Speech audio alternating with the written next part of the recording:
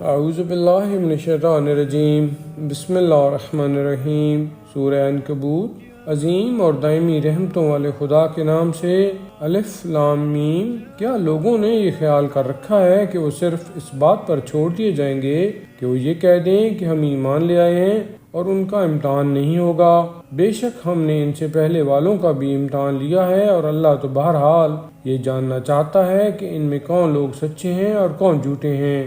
کیا برائی کرنے والوں کا خیال یہ ہے کہ ہم سے آگے نکل جائیں گے؟ یہ بہت غلط فیصلہ کر رہے ہیں۔ جو بھی اللہ کی ملاقات کی امید رکھتا ہے اسے معلوم رہے کہ وہ مدت یقیناً آنے والی ہے، اور وہ خدا سمیع بھی ہے اور علیم بھی ہے۔ اور جس نے بھی جہاد کیا ہے اس نے اپنے لیے جہاد کیا ہے، اور اللہ تو سارے عالمین سے بے نیاز ہے۔ اور جو لوگ ایمان لائے اور انہوں نے نیک اعمال کیے، ہم یقیناً ان کے گناہوں کی پردہ پوشی کریں گے اور انہیں ان کے اعمال کی بہترین جزا عطا کریں گے۔ اور ہم نے انسان کو ماں باپ کے ساتھ نیک برتاؤ کرنے کی نصیحت کی ہے، اور بتایا ہے کہ اگر وہ کسی ایسی شے کو میرا شریک بنانے پر مجبور کریں جس کا تمہیں علم نہیں ہے تو خبردار ان کی اطاعت نہ کرنا کہ تم سب کی بازگشت میری ہی طرف ہے، پھر میں بتاؤں گا کہ تم لوگ کیا کر رہے تھے۔ اور جن لوگوں نے ایمان اختیار کیا اور نیک اعمال کیے، ہم یقیناً انہیں نیک بندوں میں شامل کر لیں گے۔ اور بعض لوگ ایسے ہیں جو کہتے ہیں کہ ہم اللہ پر ایمان لے آئے ہیں، اس کے بعد جب رائے خدا میں کوئی تکلیف ہوئی تو لوگوں کے فتنہ کو عذاب خدا جیسا قرار دے دیا، حالانکہ آپ کے پروردگار کی طرف سے کوئی مدد آ جاتی تو فوراً کہہ دیتے کہ ہم تو آپ ہی کے ساتھ تھے۔ تو کیا خدا ان باتوں سے باخبر نہیں ہے جو عالمین کے دلوں میں ہیں؟ اور وہ یقیناً انہیں بھی جاننا چاہتا ہے جو صاحبان ایمان ہیں، اور انہیں بھی جاننا چاہتا ہے جو منافق ہیں۔ اور یہ کفار ایمان لانے والوں سے کہتے ہیں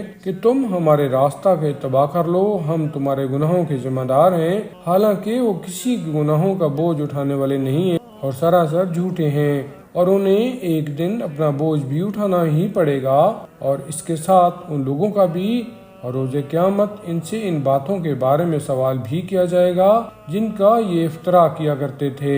اور ہم نے نوح کو ان کی قوم کی طرف بھیجا، اور وہ ان کے درمیان 50 سال کم 1000 سال رہے۔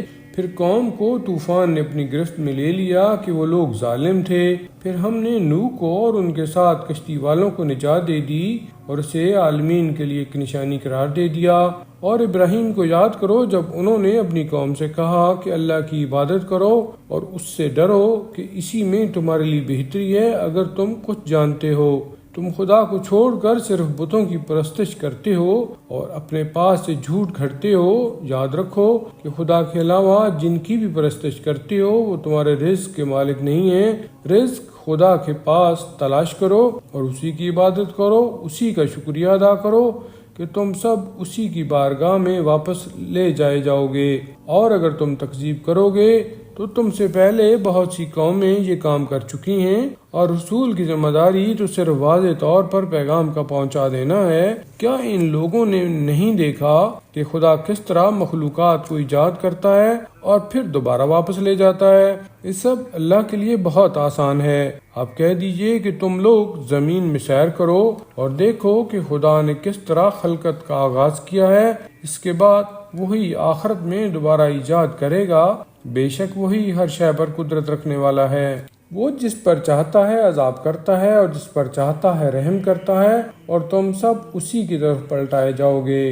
اور تم زمین یا آسمان میں اسے عاجز کر سکنے والے نہیں ہو، اور اس کے علاوہ تمہارا کوئی سرپرست یا مددگار بھی نہیں ہے۔